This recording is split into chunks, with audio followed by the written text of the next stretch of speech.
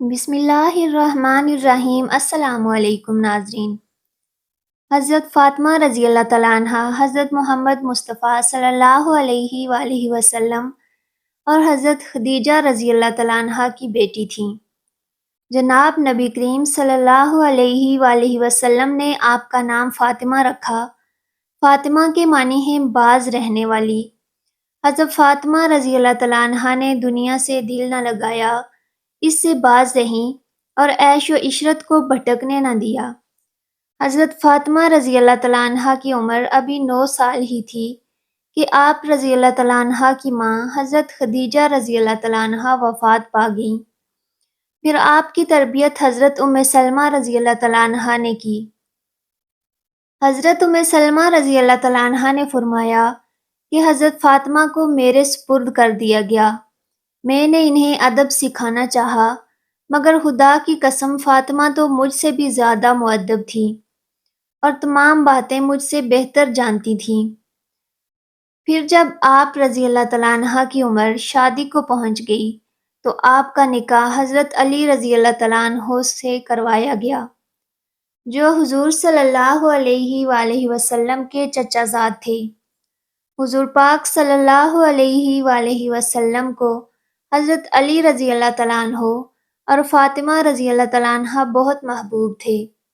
حضرت عائشہ صدیقہ رضی اللہ تعالیٰ عنہ بیان کرتی ہیں کہ حضور پاک صلی اللہ علیہ وآلہ وسلم صبح کے وقت اس حال میں باہر تشریف لائے کہ آپ صلی اللہ علیہ وآلہ وسلم نے ایک چادر اوڑھ رکھی تھی جس سے سیاہ اون سے کجاؤں کے نقش بنے ہوئے تھے۔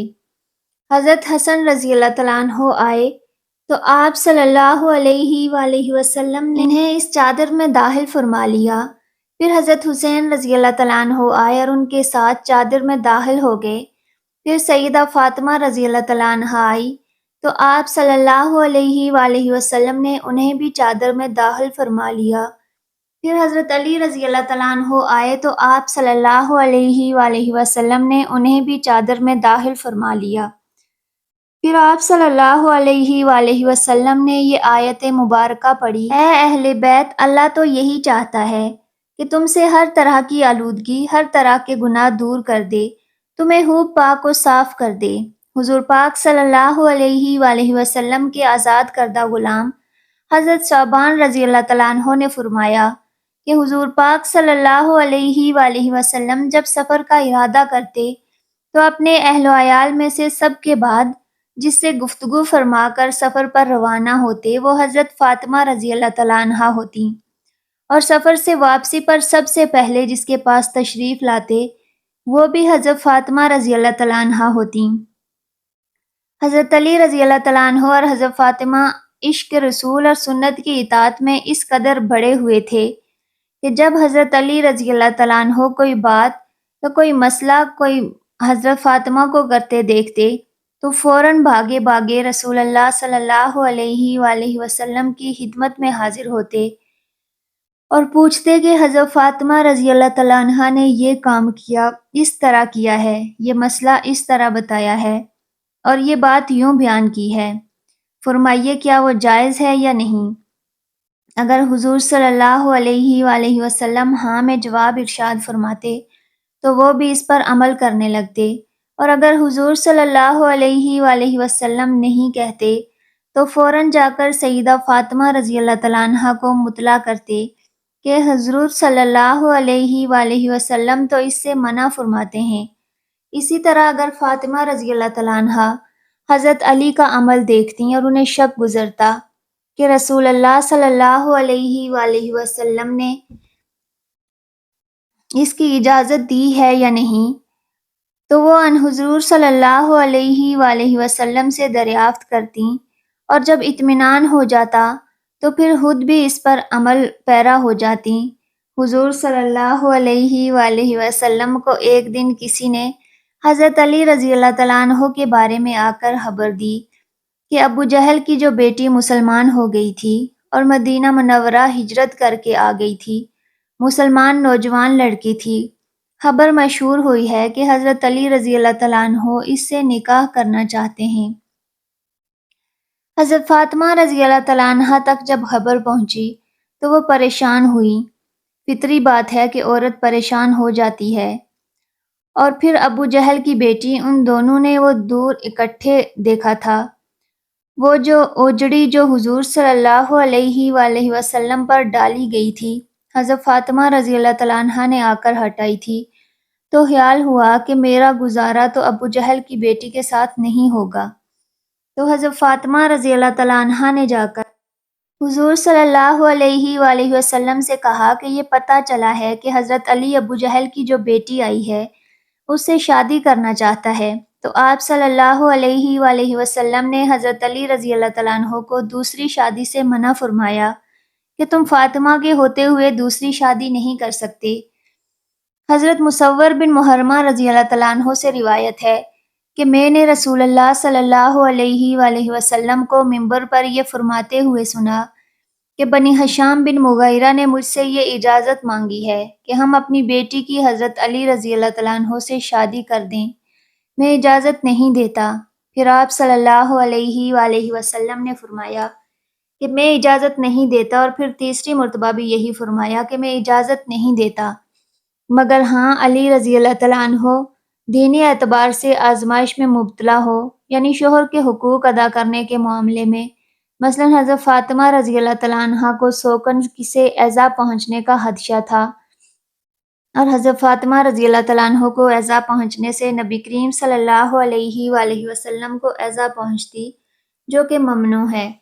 چنانچہ حضرت شاہ ولی رحمۃ اللہ علیہ نے لکھا ہے کہ سوکنوں کے بغض کی وجہ سے نبی کریم صلی اللہ علیہ وآلہ وسلم کی بیٹی کے نکاح میں ہوتے ہوئے کسی دوسری عورت سے شادی کرنا ممنوع ہے، اس لیے کہ پھر دوسری بیوی نبی کریم صلی اللہ علیہ وآلہ وسلم کی بیٹی اور ان کے واسطے سے نبی کریم صلی اللہ علیہ وآلہ وسلم کے گھرانے سے بغض میں مبتلا ہو جائے گی، اور نبی کریم صلی اللہ علیہ وآلہ وسلم کا بغض چاہے معاشی امور کی وجہ سے ہی کیوں نہ ہو، کفر تک لے جاتا ہے۔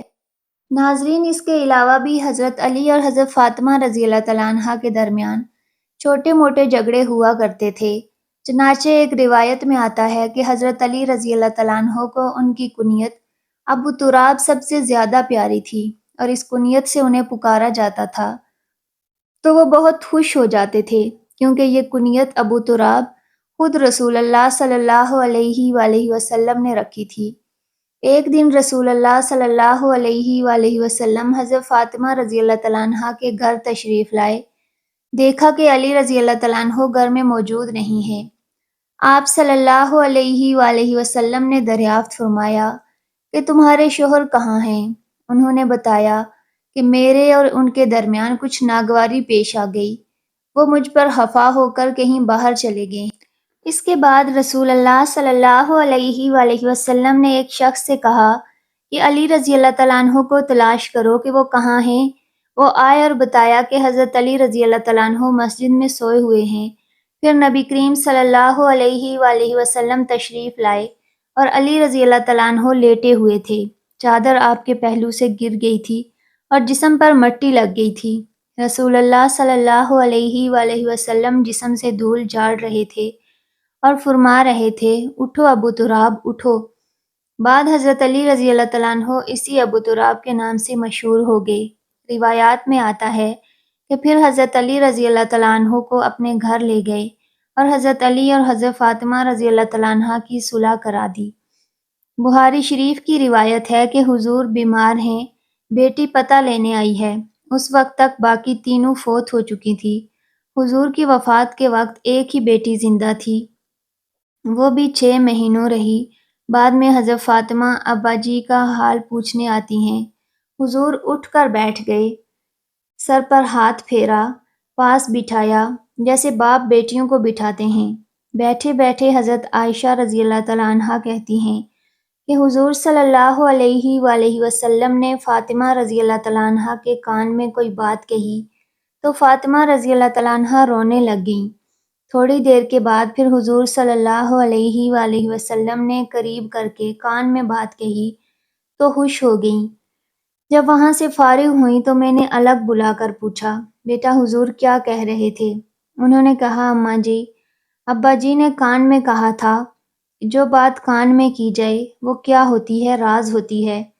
حضور صلی اللہ علیہ وآلہ وسلم کی وفات کے بعد کافی دن گزر گئے تو حضرت عائشہ رضی اللہ تعالیٰ عنہا نے پھر بلایا۔ میں تمہیں ماں ہونے کا واسطہ دیتی ہوں، بتاؤ حضور صلی اللہ علیہ وآلہ وسلم نے کیا کہا تھا؟